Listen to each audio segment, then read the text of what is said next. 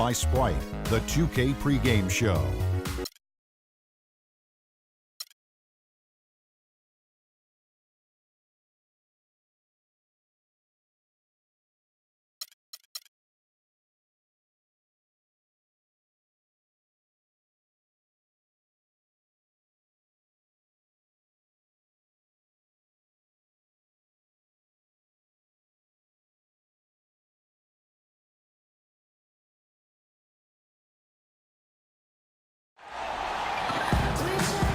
The Staples Center in downtown Los Angeles, glowing brightly in a beautiful night.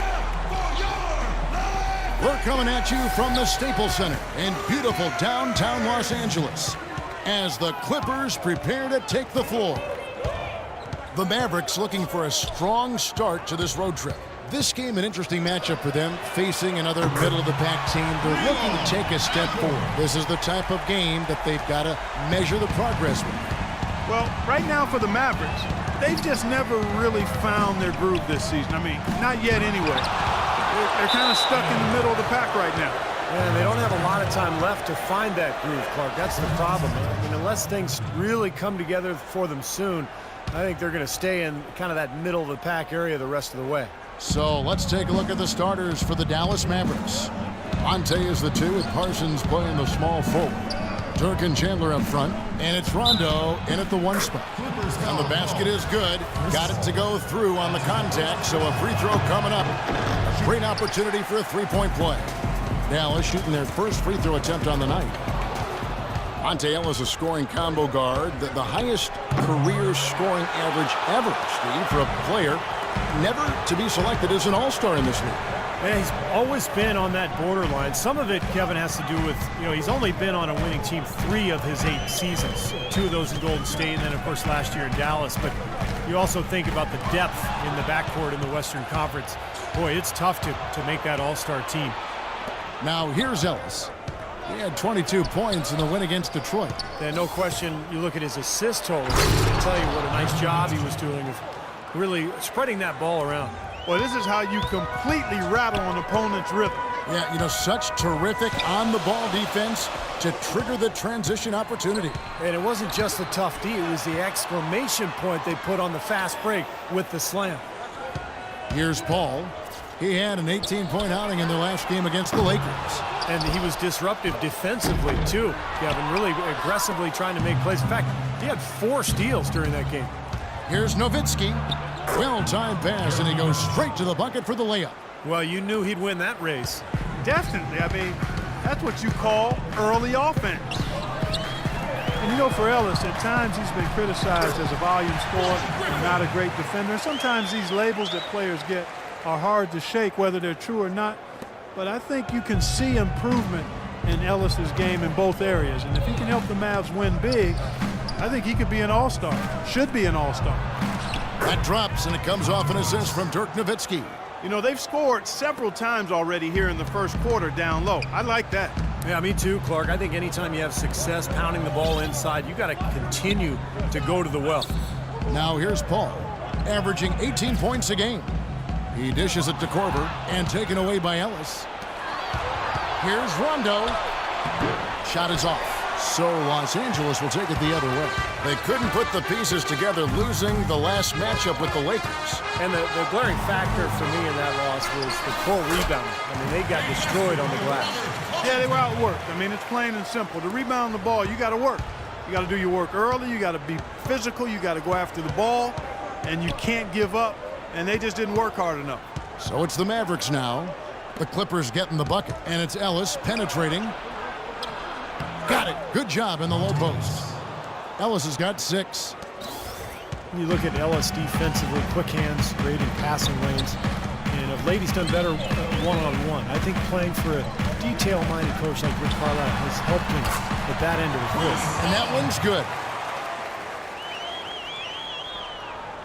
First quarter of play, and just over 3.5 minutes in. Rondo kicks to Ellis. Back to Rondo. Some nice passing here by Dallas. Now here's Parsons. He's coming off a 31-point game against Detroit. Just 3 to shoot. kicks it out to Ellis. And another shot, and that one's good. Ellis has got 8 points. He has not missed yet. 4 for 4 in this first quarter. Setting himself up to be their go-to guy today. Korver kicks to Covington. Griffin inside. He's working on Nowitzki. Korver passes to Covington. The Clippers need to get off a shot. Parsons with the rebound. Well, Dallas coach Rick Carlisle has demonstrated his versatility throughout his coaching stops in Detroit, Indiana, and Dallas. Not really a system coach. He adapts to the talent that he has on each individual team and goes accordingly. Here's Paul. Following the score by Dallas. Griffin a screen on Rondo. Outside Griffin. And finished off by Griffin. Here he comes, and there he goes. Look at him punish that rack. You know, the guys on the bench are going crazy right now at the sight of that jam. Now here's Rondo. 17 points for him last game against Detroit. Did a great job picking the defense apart, too. It wasn't just his scoring. Give him credit for his passing in that game, too. He's definitely got that shot in his arsenal. Monte Ellis at 6'3" is certainly a gifted scorer. He played most of his career minutes at the shooting guard position. He gives up some size there, however, and that's been a challenge for him at the defensive end. So timeout called here, the first for Los Angeles. And some have felt as a scoring combo guard, Ellis would be best as a sixth man. Steve, coming off the bench, what do you think? I agree. You know, as talented as he is, you know, he's really kind of a combo guard who's a nightmare matchup for a lot of players. But he's not a true point, and he doesn't have that size that you want at the two-guard spot. So, to me, the sixth man makes perfect sense. Now here's Paul. Pause. Misses off the left iron. The drive by Rondo. Rebounded by Korver. And it seems like nothing is falling for him this quarter. He's really out of his rhythm. Ball against Rondo. Barnes dishes to Hawes. Uses the glass to finish the layup. Pretty passing. Timely recognition as to where the open man was. Dallas leading by 3. Let's catch up with Doris from the sideline. Kevin, I had a chance to talk to head coach Rick Carlisle. We talked about the difficulties of facing a player like Chris Paul, and he said that what makes Paul so incredible is his court vision. He explained that there haven't been many players like Paul who could pick a defense apart with both his passing ability and his patience in the offensive sets, saying really, he can just wait you out until he sees a weakness, and that's where he attacks. Great. Thanks for the report, Doris. Here's Ellis. Basket is good. The assist from Rondo. 10 points for Monte Ellis. This switch has definitely been flipped to on this quarter, guys. Paul kicks to Barnes. The feed to Korver.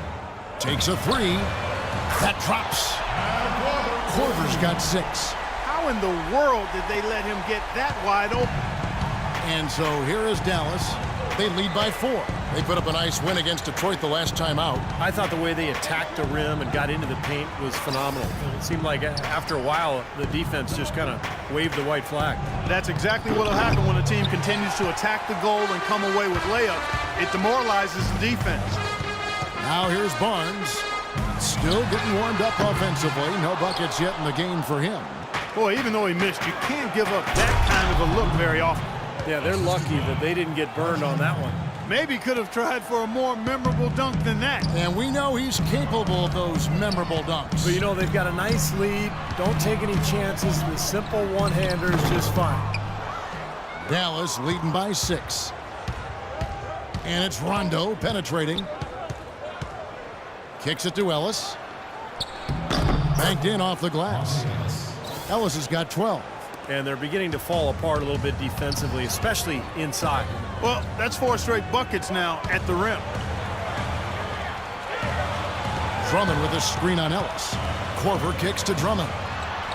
And he converts the layup. Drummond's got his first basket of the night. Boy, has there been any defense played yet in this game? Nope, this game has been all about rapid-fire offense early.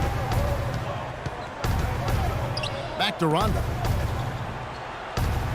He feeds it to Ellis. Pass to Rondo. Aminu with it. Right now averaging 5 points a game. Shoots. Second chance shot. And it's laid in by Stoudemire. And the Mavericks lead by 8. Well, I tell you what, I need to see some more assertiveness out of these defenders. They're not getting the job done. Yeah, that's 10 of the last 12 points they've allowed on good looks right at the rim. Here is Korver. 9 points last game out. The jump hook. Ball kicks to Barnes. Some nice ball movement by the Clippers. That's tipped. It's stolen by Stoudemire. Outside Rondo. On the wing, Ellis. Back to Rondo. Now the dish to Aminu. And he can't extend the lead to double digits. Feeds to Korver. Plenty of room to knock down the shot. Korver's got his third basket of the night right there. They play the clock right, Steve. They can go 2 for 1. Yeah, just have to time it right. Make sure you work the clock correctly. And you get 2 possessions out of this. Now here's Ellis. 12 points for him. An even 3-on-3 break. Barnes passes to Korver. Connects from 3-point range. Now just a 3-point Dallas lead. What a quarter for him at the offensive end. He's ignored the scoreboard and continued to go out there and do his thing. Rondo kicks to Aminu. 1 second. Oh, ridiculous. Tore it down that time. And this sort of awesome dunk is one of the reasons this team is in charge of this game right now. Clark, there is a swagger out here on the court that they possess and are not afraid to show it either. That's right. Those are phenomenal dunks to watch. So much fun. There's the screen. The drive-by call. Again, the Clippers.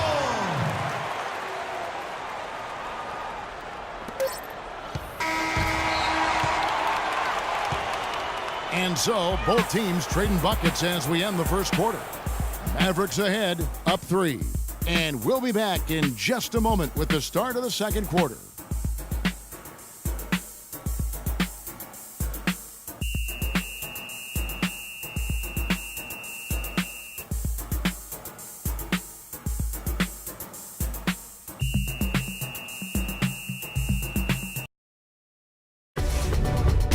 Tune in next Friday night, January 16th. LaMarcus Aldridge and the Portland Trail Blazers go up against Tim Duncan and the San Antonio Spurs. Make sure to catch it.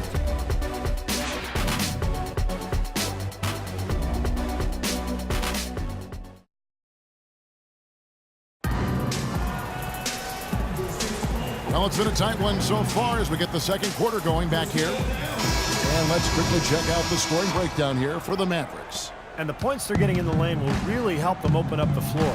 Something else they've done right so far from the get-go tonight is run. I mean, so much of their offense has come off the fast break. And now, brought to you by Gatorade, all fueled up and ready to go. Let's reset our lineups. Taking a look at Los Angeles. Griffin at the 4 with Pause at the 5. Allen out there with J.J. Redick. And it's Covington in at the 3. Now here's Griffin. Amari Stoudemire with the rebound. Stoudemire's got 4 rebounds in this game. It's interesting that the Mavs almost exclusively built through free agency. Now, they make draft picks, but they always seem to have a hand in free agency come July. Allen with it, picked up by Harris. Allen kicks to Covington. He's looking for Griffin and finds him.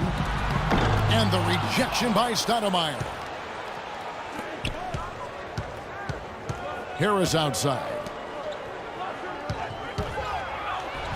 And Barea with the basket on the assist by Harris. Barea's got 4 points this quarter. That was the 3rd straight high-percentage look this defense has allowed. I mean, these defenders have got to start bumping bodies in the paint. Be more physical. Be more aggressive. I agree, Clark, but it doesn't look like they have the will to do that at this moment. And so it's Dallas with it. The Clippers getting the bucket. And the foul called on Blake Griffin. That is his first foul of the game. And the Clippers making a switch here. McCallum's checked in. The Mavericks also with a sub. Dirk Nowitzki, he's checked in for Stoudemire. And he hits it and gets hacked down the play. A 3-point possibility if he can convert the free throw. Heard the whistle and still kept his focus, able to knock that down. And that is not easy, Steve. I mean, to take the bump, to maintain control of your body, and put it in the hole.